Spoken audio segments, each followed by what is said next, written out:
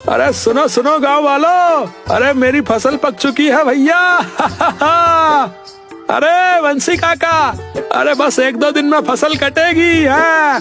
बाजार में फसल बिकने के बाद मेरी तरफ से सबको दावत है भैया। गांव वाले खुश होते हैं, लेकिन ठाकुर नहीं। ठाकुर रमेश और बल्लू को बोलता है, क्या कहा? अगर इसकी फसल बिक गई तो तुम दोनों का क्या होगा?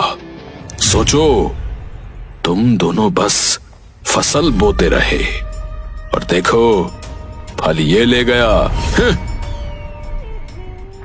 रमेश और बल्लू का चेहरा मायूस हो जाता है और ठाकुर वहां से चला जाता है।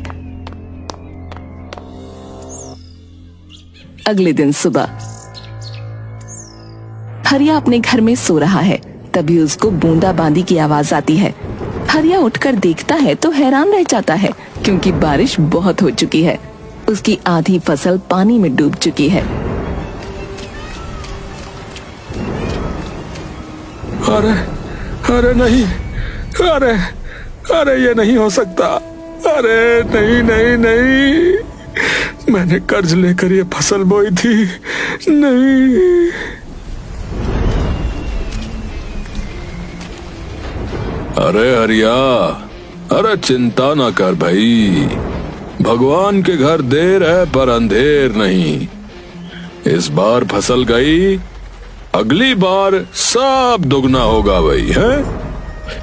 हाँ ठाकुर जी, आपकी बातों में तो इतनी मिठास टपक रही है कि आपकी बातों के आगे तो चीनी फीकी पड़ जाएगी। हाँ। भैरव लाल के चेहरे पर हल्की चिढ़ साफ झलकती है। हरिया अपने टूटे फूटे खेत की मिट्टी हाथ में उठाकर देखता है। बारिश की बूंदें अब भी गिर रही हैं, जैसे आसमान भी उस पर तरस खा रहा हो।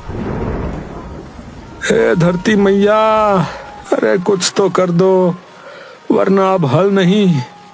अब की बार मैं ही बिखर जाऊंगा, बता रहा हूँ। अचानक आसमान से एक चमकदार रोशनी जमीन को हल्का छूती है, पर सब इसे बिजली समझकर नजरअंदाज करते हैं। हरिया के खेत के एक कोने में छोटा सा गड्ढा बन चुका है, लेकिन अब तक किसी की नजर उस पर नहीं गई। गर्मी तेज है। हरिया का मिट्टी का घर, बाहर टूटी खटिया, बगल में पुराना बैल और एक रस्सी पर सूखते कपड़े। उसकी बीवी गीता पतली सी रोटी बना रही है। जब देखो तभी यही हाल, न दाल न नमक, ऊपर से तुम हो जैसे कोई कर्जा खींचने वाली मशीन। अरे भाग्यवान, अब मैं क्या करूं बताओ, हैं? अरे फसल गई पानी में, बीज गया कीचड़ में और आत्मा गई बैंकों में। तभी दरवाजे पर जोर की दस्तक होती है। अबे कौन है?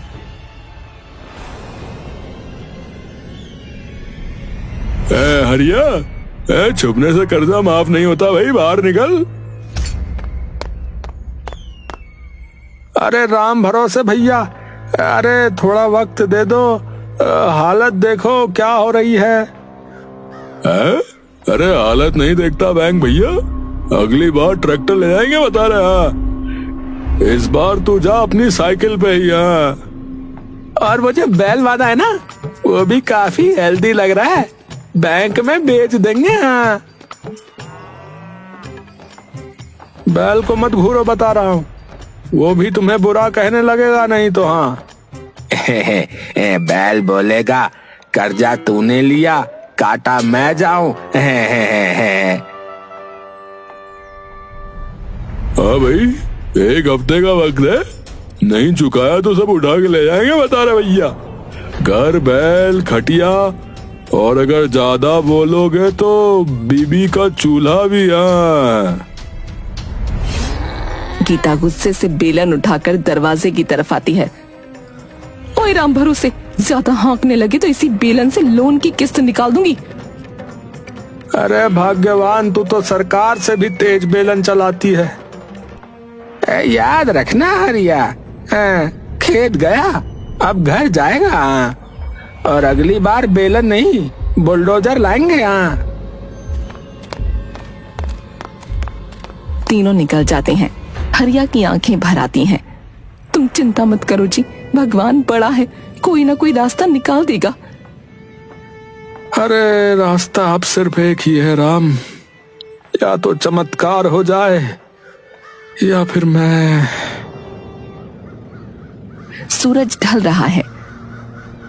हरिया की आंखों में थकावट और हाथों में हल है। फटे कपड़े, पसीने से तरबतर। खेत एकदम नया जोता गया है। साफ मिट्टी की लकीरें, कुछ जगहों पर नए बीज। अरे राम, सब कुछ बेच दिया, बैल, घर का बर्तन, यहाँ तक कि छोटू की साइकिल भी। अब अगर इस बार भी फसल ना हुई तो। तभी आसमान में काले बादल उमड़ने लगते हैं। तेज हवा चलने लगती है। हरिया घबरा कर ऊपर देखता है। अरे अरे नहीं नहीं भगवान, अरे नहीं, अरे अब की बार मत करना राम जी, अब की बार नहीं। बिजली चमकती है। जोरदार बारिश शुरू हो जाती है। खेत की मिट्टी बहने लगती है।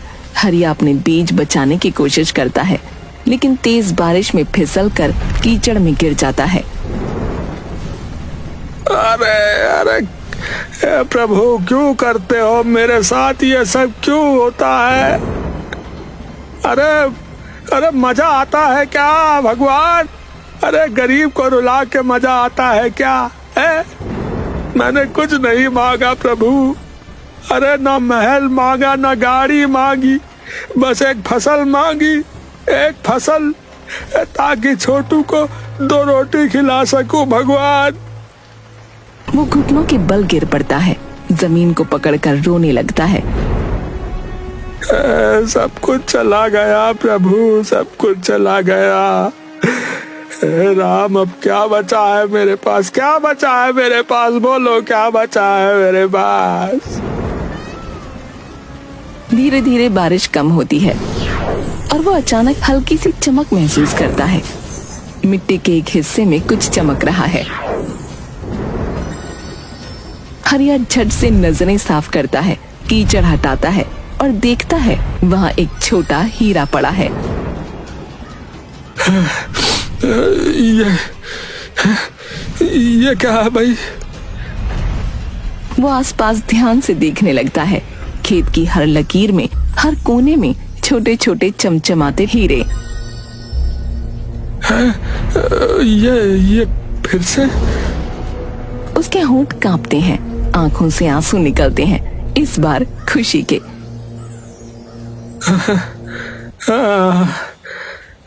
तुमने सुन लिया, सच में सुन लिया प्रभु, सच में सुन लिया प्रभु। हे भगवान, तुम बड़े चालाक हो, हैं? अरे पहले डराओ, फिर दुगना दे दो, हैं? वो मिट्टी से हीरा उठाता है और अपने सीने से लगाता है। इस बार मैं संभाल लूंगा। धन्यवाद प्रभु, धन्यवाद। अब कोई मुझसे यह नहीं छीन पाएगा। हाँ। हरिया का खेत अब हीरों की मखमल जैसी जमीन बन चुका था। उसके आसपास टप टप करती चमचमाती बूंदें गिर रही हैं। अगर यह असली निकला तो भैया जिंदगी बदल जाएगी, और अगर नकली निकला तो बैल भी सपना रह जाएगा। गांव की गलियां। हरिया चुपचाप लोगों से बचते हुए सुनार की दुकान की तरफ बढ़ता है। पुरानी सी दुकान, एक छोटा सा कांच का काउंटर, अंदर बैठा है सोनू सुनार, गोल चेहरा, मोटी ऐनक और तौलिया गले में। भैया एक चीज दिखानी है। चांदी है क्या? आजकल सोना देखे हुए महीना हो गया भाई। हरिया इधर उधर देखता है और फिर गमछे से हीरा निकालता है, सामने रखता है। ओह माय गॉड, ये कहाँ से मिला? समुद्र के किनारे मछली पकड़ने गया था, वही मिल गया भाई। अरे बाबूजी, ये तो असली हीरा है। कम से कम 1 लाख का तो है ये। है क्या? 1 लाख? जी हाँ, एकदम जेन्युइन। मगर तुम्हें मैं 70,000 दे सकता हूँ अभी कैश में। ठीक है, दे दो। सोनू पैसे देता है।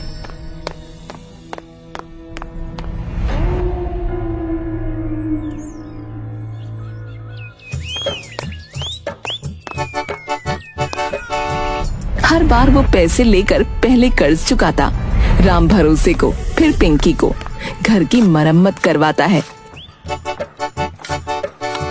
हरिया अब गांव में थोड़ा अच्छे कपड़े पहनने लगा है, लेकिन वो अभी भी सबके सामने सीधा सरल किसान ही बना रहता है। अरे बाजी की कसम, ये हरिया कुछ तो छुपा रहा है। हाँ, पहले जिसकी थाली में दाल नहीं थी, तब उसकी थाली में लड्डू आ गए। बहुत कुछ ज्यादा ही गड़बड़ है। आजकल बहुत शहर जा रहा है और आया भी तो नकाब लगाकर।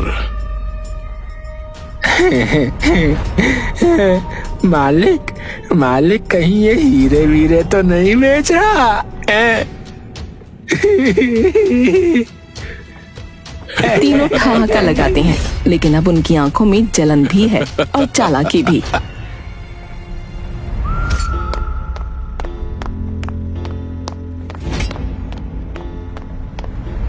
ए, सुन बे गोलू, और तू भी फंटू, हरिया के पीछे का सच पता करना है।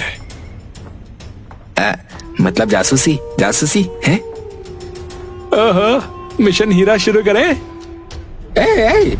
इधर देखो जोक स्टार्स, उस हरिया के पास अचानक इतने पैसे कैसे आ गए, ये जानना है, समझे? वो रोज गांव से बाहर जाता है बदले हुए कपड़ों में और लौटता है पैसा लेकर। कुछ तो बहुत बड़ा छुपा रहा है वो। अरे कल से उसकी पूछ बनेंगे हम और इसकी जेब में झांकेंगे।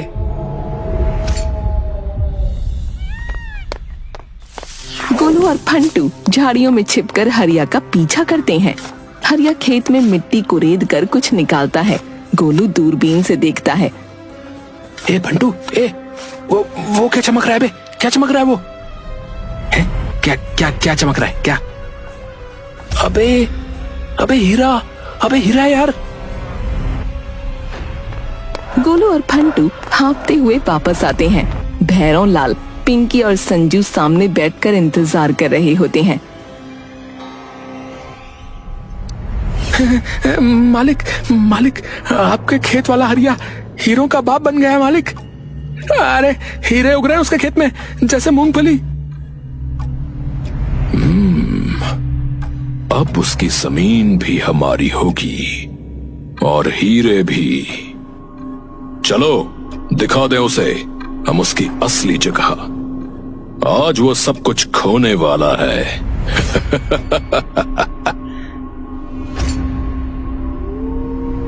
भैरव लाल की आंखों में घृणा और लालच साफ दिख रहा है। हरिया का घर साधारण है, एक छोटा सा छप्पर। अंदर हरिया घबराया बैठा है, हाथों में हीरों से भरा थैला छुपाए बैठा है। बाहर भारी कदमों की आवाज होती है। अचानक दरवाजा धड़ाम से खुलता है। पुलिस वाले और गांव वाले घेर लेते हैं। अरे हरिया, तुझे हमसे कुछ छुपाना नहीं चाहिए। हरिया कांपते हुए उठता है। गांव वाले और पुलिस वाले उसे घेर लेते हैं। क्या समझता है तू खुद को? तूने कैसे सबको धोखा दिया? ये जो तुमने चुपके से हीरे जमा किए हैं वो हमें वापस चाहिए, समझा? हरिया घबराया हुआ है, लेकिन फिर भी मजबूती से बोलता है। मैंने किसी को धोखा नहीं दिया। ये हीरे ये मेरे खेत में बरसने लगे थे, भगवान ने दिए हैं। अरे वाह, खेत में हीरे बरस रहे थे। क्या कहानी है हरिया भाई।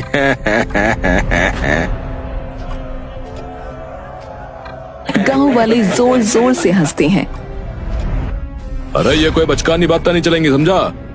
तू चुपके से हीरे चुरा कर बेच रहा था और अब हमें तो अपनी मुसीबत का जिम्मेदार नहीं ठहरा सकता।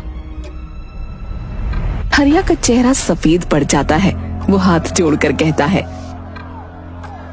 अरे मुझ पर विश्वास करो, ये हीरे सच में मेरे खेतों में बरसे थे। मैंने किसी से कुछ नहीं चुराया। भैरव लाल खींचकर उसकी तरफ आता है।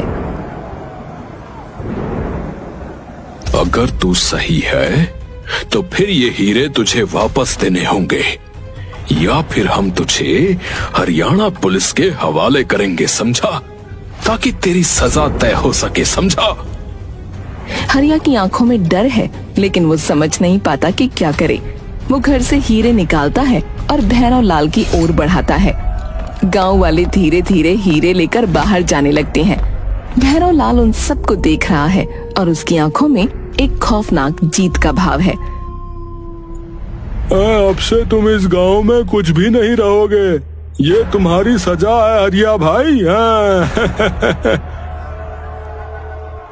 हरिया के चेहरे पर शिकन और दर्द साफ दिख रहा है, लेकिन वो चुप रहता है। भैरव लाल के चेहरे पर जीत की गहरी मुस्कान उभरती है। अब तू कभी भी वापस उठकर खड़ा नहीं हो पाएगा हरिया, तेरा ये सपना टूट चुका है। फिर से गांव वाले मस्ती में अपने अपने रास्तों पर जाने लगते हैं और हरिया अकेला खड़ा रहता है। उसकी आंखों में खालीपन और टूटे हुए सपने का खौफ है। सूरज उगते हुए दिखता है। हरिया खड़ा है, लेकिन अब उसकी आंखों में किसी तरह की उम्मीद की चमक नहीं। उसके हाथों में खाली थैला है। कोई फसल नहीं है और उसने पूरी मेहनत से लगाई गई नई फसल को फिर से सूखा और बेमुरब्बत बारिश के कारण खो दिया है। उसके चेहरे पर विफलता और थकान साफ दिख रही है। दूर से भैरव लाल, पिंकी और संजू आते हैं हंसते हुए और हरिया को ताना मारते हैं। हाँ हाँ, अब तेरे खेत में पानी की बारिश आ गई ना। हीरे तो अब नदारद हो गए। अब क्या करेगा तू? क्या खेती करेगा?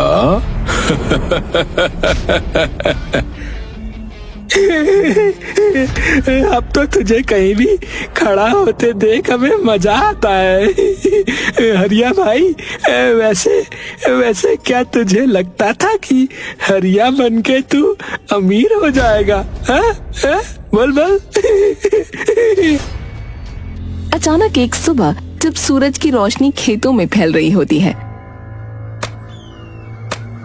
हरिया अपने खेत में कुछ खोदी हुई मिट्टी देखता है। वो हैरान होकर रुक जाता है। अरे राम जी, ये क्या है? और पाता है कि एक गहरा गड्ढा उसके खेत के बीचों बीच बन गया है।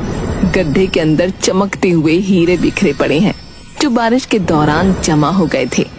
हरिया की आंखों में विस्मय और अविश्वास है और उस गहरे गड्ढे में झांकता है। उसके अंदर हीरे पूरी तरह से सजे हुए हैं, मानो कोई खजाना हो। कुछ महीने पहले जब बारिश हो रही थी, उसी समय हरिया अपने खेतों में काम कर रहा था। अचानक खेत में बारिश के पानी के साथ हीरे गिरने लगे थे। वो उन हीरों को देखता है, पर वो ये नहीं समझ पाता कि ये आखिर है क्या। उसके बाद उसने उन हीरों को खेत में छुपा दिया था।